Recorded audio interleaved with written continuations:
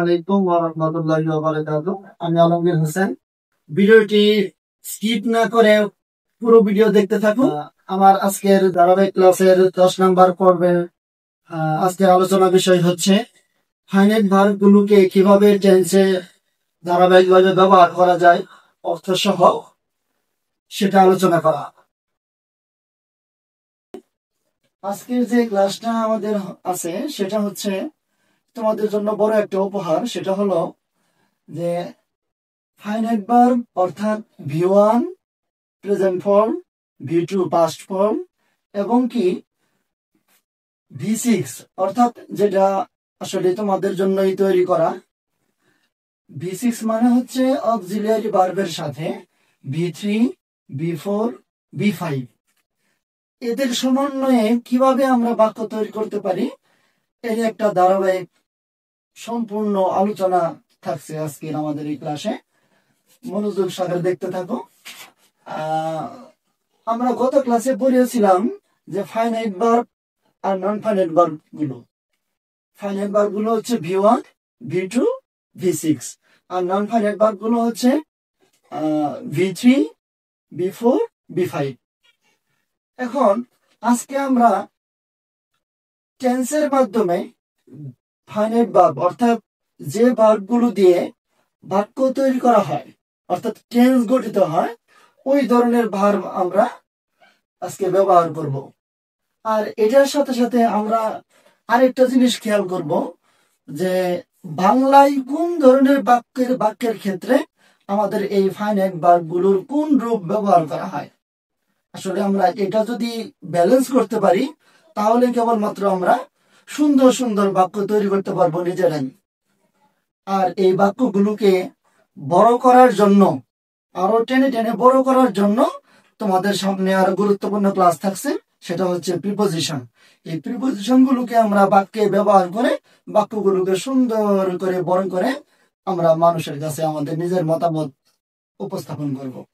তো চলো আমরা আজকে একটু এই ফাইনাইট ভার্ব গুলো ব্যবহার করে আমরা টেন্স গুলো আলোচনা করব। জাস্ট দেখো এখানে শিরোনাম লেখা আছে যে ফাইনাইট ভার্ব অর্থাৎ V1, V2 auxiliary verb plus V3, V4, V5 এটা দ্বারা বোঝাচ্ছে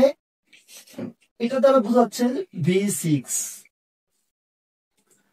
এটা দ্বারা আমাদের বোঝাইতেছে কি V6। কেন? আমরা পূর্বের ক্লাসে বলেছিলাম যে নন ফাইনাইট ভার্বের পূর্বে অক্সিলিয়ারি ভার্ব ব্যবহার করলে সেটা V6 এ রূপান্তরিত হয় এবং সেটাও ফাইনাইট ভার্বে রূপান্তরিত হয়। আচ্ছা, এখন দেখো বাংলায় ক্রিয়ার শেষে এই যে বাংলা কথাগুলো দেখতেছো, যেমন বাংলা ক্রিয়ার শেষে যদি সরয়, সরায়া, রসই, তারপরে অন্তস্তীয়, দন্তান, দন্তাস্য আছে, হয় অর্থাৎ চিরন্তন সত্য, অভ্যাস ইত্যাদি যদি কোনো বাংলা ক্রিয়া শেষে আমরা দেখতে পাই তাহলে আমরা বাক্যটা তৈরি করব ভার্বের প্রেজেন্ট ফর্ম অর্থাৎ V1 ফর্ম দিয়ে। আচ্ছা, এটা হচ্ছে প্রেজেন্ট ইনডেফিনিট টেন্স।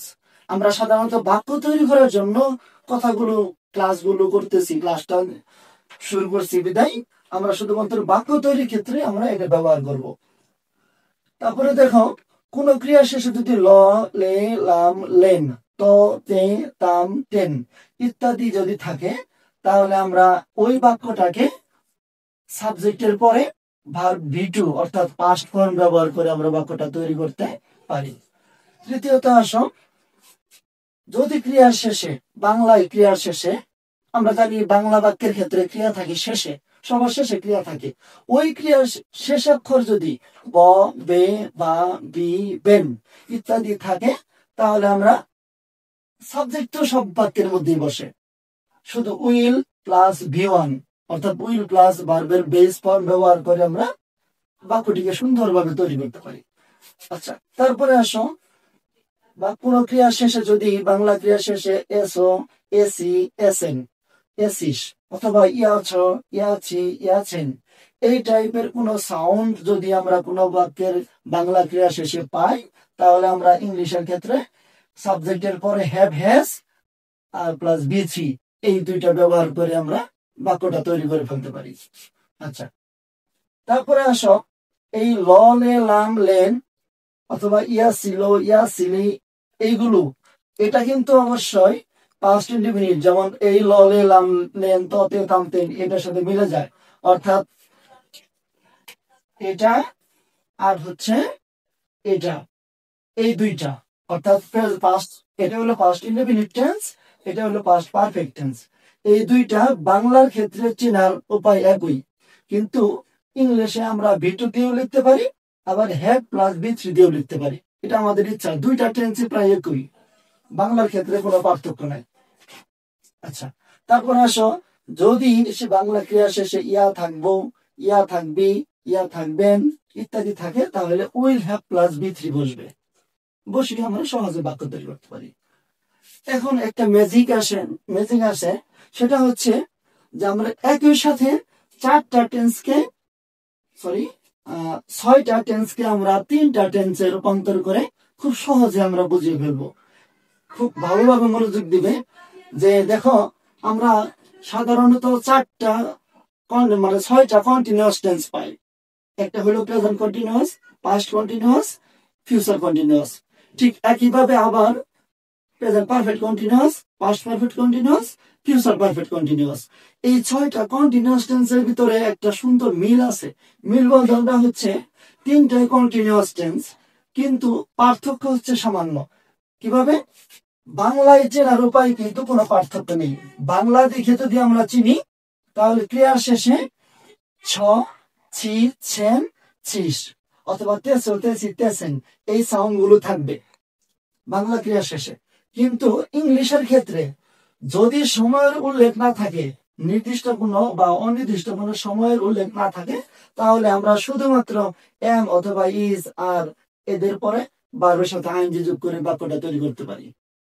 তারপরে কিন্তু বাংলা ক্রিয়া শেষে এই সাউন্ড গুলোই আছে, কিন্তু বাক্যের মধ্যে আছে 2 ঘন্টা ধরে, 1 ঘন্টা ধরে বা 5 দিন যাবত, এরকম যদি নির্দিষ্ট অথবা অনির্দিষ্ট সময় থাকে, তাহলে আর আমাদের অ্যামিজার ব্যবহার করা যাবে না। কি করতে হবে? হ্যাভ অথবা হ্যাজ ব্যবহার করে তারপর বিন ব্যবহার করতে হবে, অর্থাৎ হ্যাভ বিন অথবা হ্যাজ বিন প্লাস ভার্বের সাথে আইএনজি করতে হবে। তাহলে অ্যামিজারের পরিবর্তে হ্যাভ বিন অথবা হ্যাজ বিন ব্যবহার করলে আমাদের যথেষ্ট হয়ে যাবে।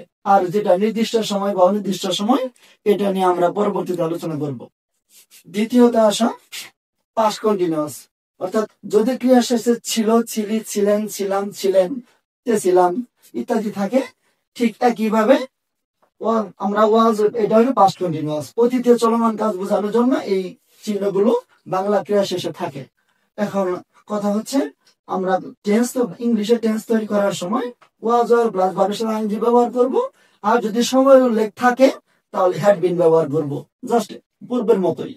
ঠিক একইভাবে যদি ক্রিয়া শেষে তে থাকবো, তে থাকবি, তে থাকবেন, তে থাকবি ইত্যাদি যদি থাকে, সময়ের উল্লেখ না থাকলে উইল বি প্লাস ভার্বের সাথে আইএনজি, আর যদি সময়ের উল্লেখ থাকে তাহলে উইল হ্যাভ বিন প্লাস ভার্বের সাথে আইএনজি ব্যবহার করব, এবং শেষে নির্দিষ্ট আর অনির্দিষ্ট সময় অবশ্যই লিখে দিতে হবে। এবং কখন নির্দিষ্ট, কোন সময়টা নির্দিষ্ট আর কোন সময়টা অনির্দিষ্ট, এই সম্পর্কে জানার জন্য আমাদের পরবর্তী ক্লাসে অবশ্যই তোমরা যোগদান করবে আশা করি, এবং কি সেই ক্লাসে আরো কিছু ম্যাজিক নিয়ে তোমাদের সামনে হাজির হবো। আজকে এই পর্যন্তই, সবাইকে ধন্যবাদ।